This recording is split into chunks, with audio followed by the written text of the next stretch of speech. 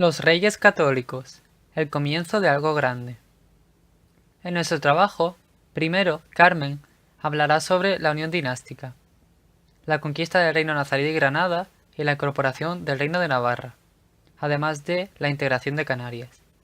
Yo, Pablo, hablaré sobre la aproximación a Portugal, sobre la organización del Estado, las instituciones de gobierno y sobre la proyección exterior, política italiana y norteafricana. Por otra parte, dentro del descubrimiento y conquista de América, nuestra compañera Brigitte empezará tratando el descubrimiento de América y la conquista y colonización de la misma. Al final, Estefanía tratará el gobierno y la administración en el imperio colonial, además de el impacto sobre América. Punto 1. Unión dinástica. Al morir Enrique IV se dio una guerra civil en Castilla, en la que se destacan los bandos de Isabel de Castilla, apoyada por Aragón, y Juana la Beltraneja, apoyada por Portugal. La batalla de Toro, en 1476, puso fin a esta guerra civil, junto con la paz de Alcazobas, en 1479, donde se nombró a Isabel reina de Castilla. Durante ese año, Fernando fue coronado rey de Aragón al heredar el trono de Aragón al morir su padre Juan II de Aragón. En 1492 finalizó la conquista del reino nazarí de Granada, que conllevó el fin de la reconquista y la presencia musulmana.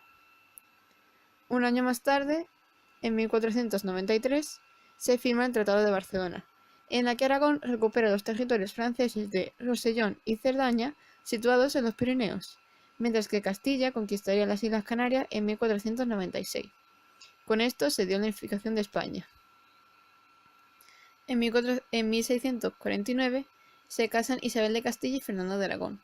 Con este enlace se da la llamada unión dinástica, ya que al casarse estos dos monarcas, cada uno perteneciente a su reino, unieron los reinos más poderosos de la península bajo su poder.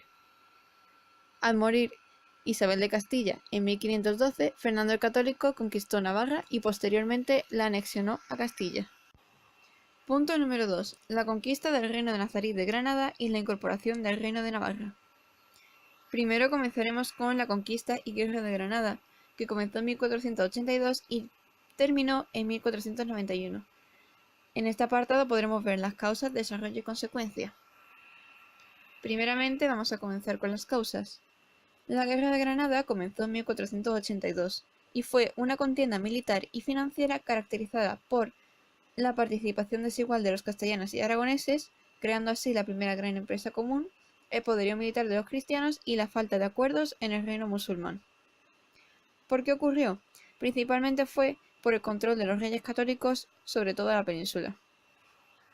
Proseguiremos con desarrollo, en el que las principales conquistas fueron Ronda en 1485 y Málaga en 1486. En este mismo año, durante el desarrollo de las operaciones de la Guerra de Granada, el marqués de Cádiz, Rodrigo Ponce de León, hizo una profecía en la que Fernando VII conquistaría todo el mundo haciendo un imperio mundial. El fin de la guerra se dio con la rendición de Boabdil y concluyó entre 1491 y 1492. Las consecuencias que supuso. Primeramente, la Guerra de Granada supuso un desarrollo del sistema fiscal, el desarrollo de la capacidad militar y fue un momento clave en la forja del Estado castellano moderno. También la conquista de Granada ratificó la victoria de Isabel y Fernando en el conflicto de sucesión y aseguró su posición frente a la nobleza, los cuales participaron en dicha guerra. Respecto a la política internacional,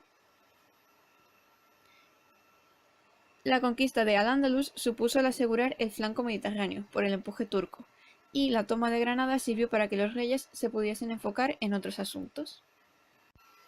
Ahora proseguiremos con la conquista del Reino de Navarra, que se dio entre 1451 y 1515. Al igual que en el apartado anterior, veremos las causas, desarrollo y consecuencia. Primeramente debemos situar la situación de este reino en la Baja Edad Media. Y el Reino de Navarra, durante esta época, era un reino con influencia francesa y estaba muy codiciado por la corona de Aragón y castellana. En 1451 se dio una guerra civil que enfrentaba a los agramonteses, apoyados por Francia, que posteriormente Fernando VII lo consideraría como un acto hostil, contra los beaumonteses, que aunque fuese derrotado tenía el apoyo de Fernando VII. En 1512 se dio la invasión y anexión de Navarra, a pesar de la gran resistencia navarra, que fue ayudada por las tropas francesas. Las consecuencias que trajo esta guerra civil principalmente fue que debilitó aún más el reino, ya que junto con esta guerra civil y las crisis económicas, además de añadirle las epidemias, se convirtió en un reino muy débil. Posteriormente, en 1513, las Cortes de Navarra aceptaron a Fernando VII como rey, y él se comprometió a respetar los fueros del reino. Finalmente, en 1515, se dio la anexión de Navarra al Reino de Castilla, aunque Navarra conservaría su ordenamiento jurídico, instituciones y autonomía propia. Punto número 3. La integración de Canarias y aproximación de Portugal. En este punto explicaré yo la integración de Canarias y posteriormente mi compañero Pablo os explicará la aproximación de Portugal. Vamos a comenzar con la integración de Canarias y, como en todos los apartados, tenemos sus causas, desarrollo y consecuencias. Primeramente, sus causas es que la corona de Castilla es rival de la de Portugal respecto a los derechos de conquista de las Islas Canarias. En 1478, los reyes católicos ordenan conquistar las Islas Canarias, y un año más tarde, en 1479, Portugal renunciaría a las Islas Canarias a través del Tratado de Alcazobas. Seguimos con el desarrollo, y el proceso de anexión fue similar al de América, ya que lo llevaron a cabo particulares con contratos con la corona. La población indígena con poco desarrollo fue exterminada. El proceso comenzó por La Palma en 1493 y finalizó en Tenerife en 1496, y la administración general estaba dirigida por el capitán general. Posteriormente, sus consecuencias. Sus principales consecuencias fue el contagio de enfermedades de Europa que causó un desastre demográfico total. Los indígenas fueron esclavos, aun habiendo una prohibición por parte de los reyes castellanos y el Papa. También comenzó la importación de esclavos de África y, como un dato curioso, las Islas Canarias sirvió como punto de escala en el viaje de descubrimiento de América. Continuamos con la aproximación de Portugal. Respecto a Portugal, los reyes católicos utilizaron la política matrimonial de forma sistemática, como un instrumento de la política exterior. En 1490 casaron a su hija Isabel con el príncipe Alfonso de Portugal, hijo primogénito del rey Juan II. La muerte de Alfonso en 1491 y la del rey Juan II en 1495 dejaron como heredero al hermano del monarca, Manuel el Afortunado. En 1497, Manuel se casó con Isabel, viuda de Alfonso de Portugal. Isabel murió en 1498, en el parto de su hijo Miguel, que murió 2 años más tarde. Debido a esto, Manuel el Afortunado se casó con la otra hija de los reyes católicos, la infanta María.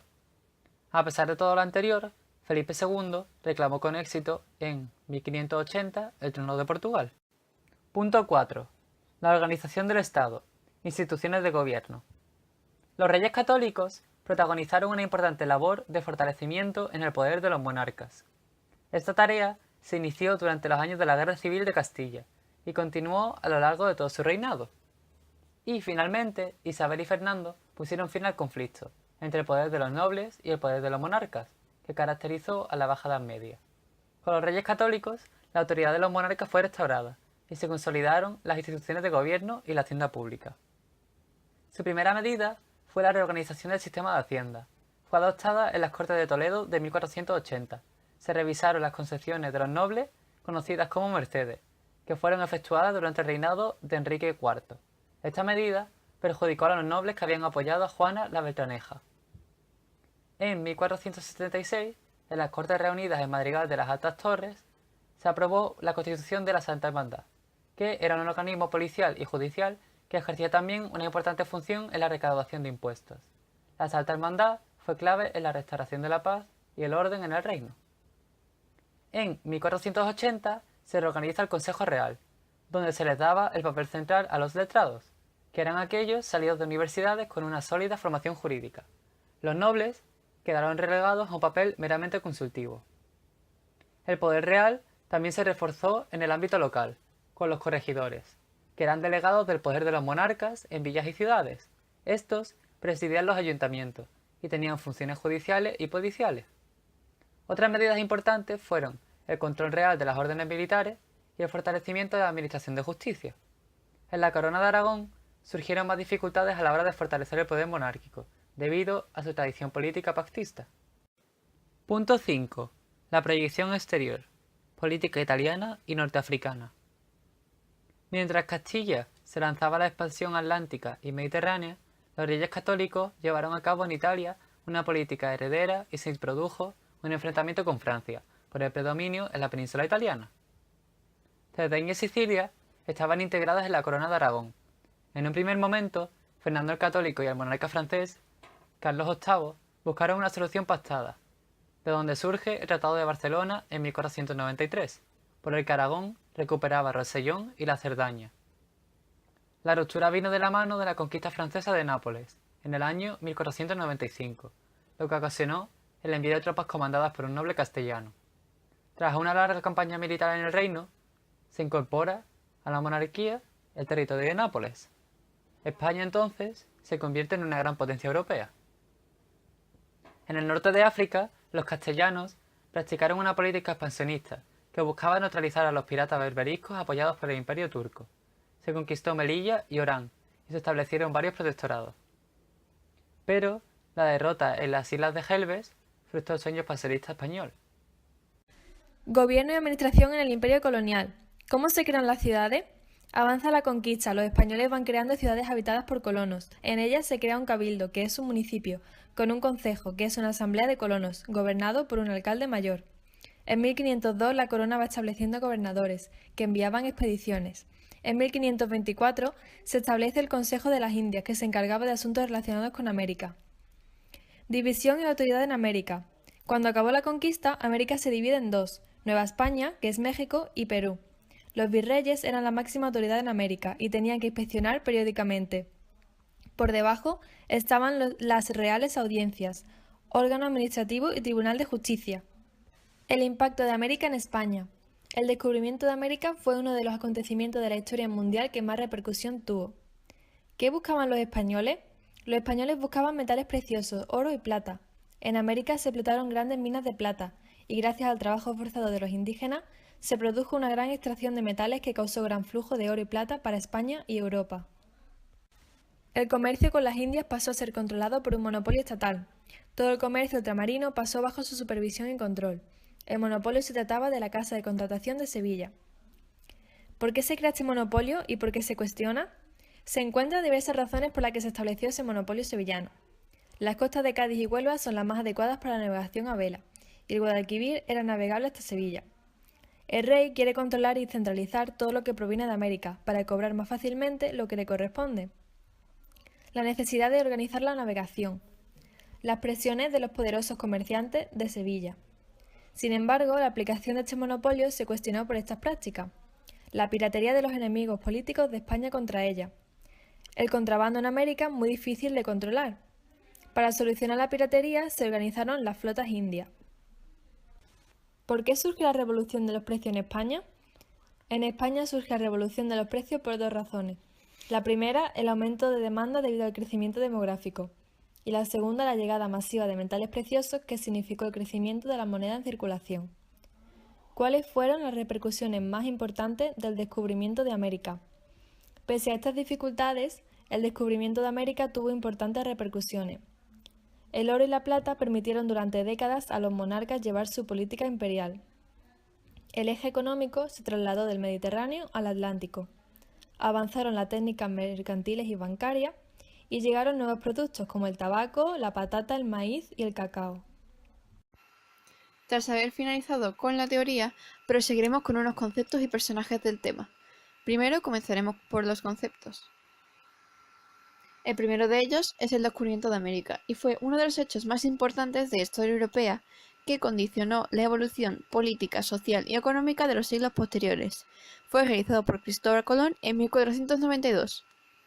Proseguiremos con las capitulaciones de Santa Fe, que es un documento en el que los reyes católicos acordaron con Cristóbal Colón el inicio de la expedición al Nuevo Mundo. La propia expedición de Colón fue un viaje realizado por Colón para descubrir rutas alternativas para llegar a la India mediante una ruta hacia el oeste.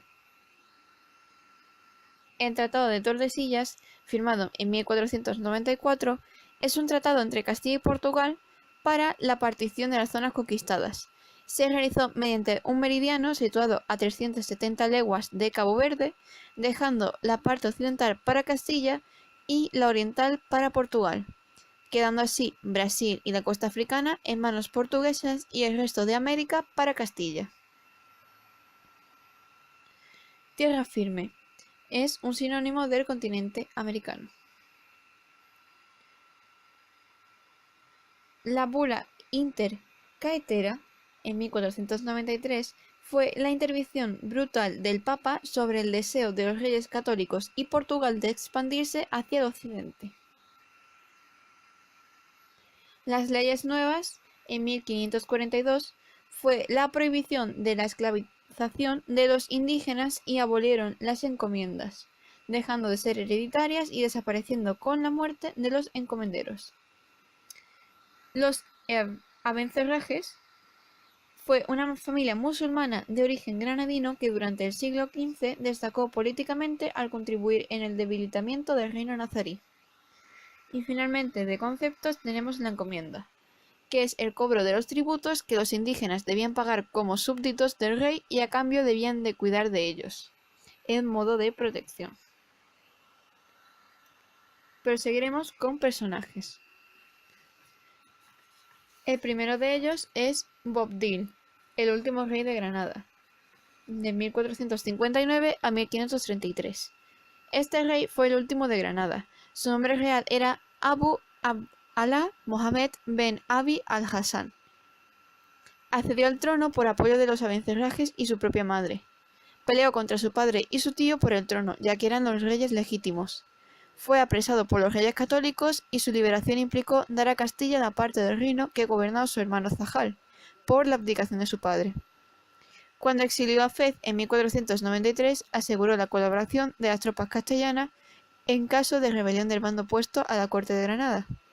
A cambio, pidieron la entrada de 600 nazaríes, que eran hijos de los caballeros más destacados del reino. El 2 de enero de 1492, Boabdil entregó las llaves de la fortaleza de la Alhambra y finalmente murió en Fez en 1533. Alfonso de Portugal, de 1475 a 1491. Nació en Lisboa en 1475. Era infante de Portugal y el único hijo de Juan II y Leonor de Viseu. Fue nombrado heredero del trono en 1476. Con el Tratado de Alcazobas en 1479 dio fin a la Guerra de Sucesión Castellana, además de que Alfonso concretó su matrimonio con Isabel de Aragón, hija de los reyes católicos, aunque la boda se celebraría 10 años después. Murió en julio de 1491 en un accidente en el río Santarém al bañarse con su padre. Y un dato curioso es que el rey Juan II adoraba tanto a su hijo que en su homenaje llamó Príncipe a la isla más pequeña del archipiélago de Santo Tomé y Príncipe. Los más importantes de este tema serían los reyes católicos, Isabel I de Castilla y Fernando I de Aragón. Fueron los soberanos de la corona de Castilla de 1474 a 1504 y de la corona de Aragón de 1479 a 1516. Al casarse se dio la llamada unión dinástica. Los reyes accedieron al trono de Castilla tras la Guerra de Sucesión Castellana contra los partidarios de la princesa Juana, apodado la Beltraneja, hija del rey Enrique IV de Castilla. En 1479, Fernando heredó el trono de Aragón al morir su padre, el rey Juan II de Aragón, y Isabel y Fernando reinaron juntos hasta la muerte de ella en 1504. Proseguimos con Cristóbal Colón, de 1456 a 1506. Este nació en Génova en 1456, fue un navegante, cartógrafo, almirante, virrey y gobernador general de las Indias Occidentales al servicio de la corona de Castilla. Fue famoso por haber realizado el descubrimiento de América el 12 de octubre de 1492, de ahí el festivo de la Hispanidad, al llegar a la isla de Guanahani, en la actual Bahamas. Pero seguimos con Francisco Pizarro, que nació en Trujillo en 1478 y fue un noble y explorador castellano, conquistador del Perú y gobernador de Nueva Castilla. Su mayor hazaña fue conquistar el Imperio Inca entre 1532 y 1533. Murió en Lima en 1541. Seguimos con el Fray Bartolomé de las Casas, que nació en Sevilla en 1484 y fue un monje dominico que se convirtió en la voz crítica contra la violencia en el proceso de conquista y colonización. Murió en Madrid en 1566. Y finalmente, los encomenderos eran españoles que cobraban los tributos que los indígenas debían pagar como súbditos del rey y a cambio debían cuidar de ellos.